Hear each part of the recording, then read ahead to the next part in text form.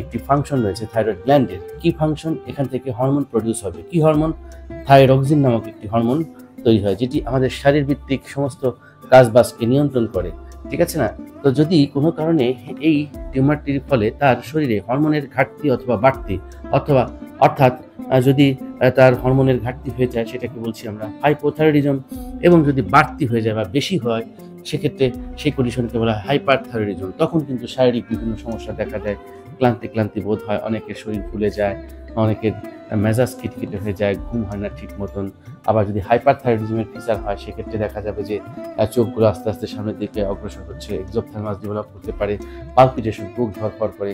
হ্যাঁ, তো এই জাতীয় সমস্যা কিন্তু দেখা দেয় যদি হাইপো এবং হাইপারথাইরয়েডিজমের ফিচার্স ডেভেলপ করে, তখন কিন্তু তার শরীর আস্তে আস্তে খারাপের দিকে যায়। এর বাইরে যদি আমরা এই টিউমারটির যদি আমরা ক্যাটাগরি করি, দুই ধরনের হয়ে থাকে।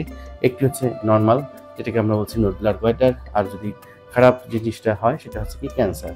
তো ক্যান্সার হলে স্বাভাবিকভাবে যদি এটি স্টেজ 4 চলে যায়, অর্থাৎ মেটাস্টেসিস হয়ে যায়, সেক্ষেত্রে কিন্তু লাইফ থ্রেটেনিং কন্ডিশনে মানুষ চলে যেতে পারে।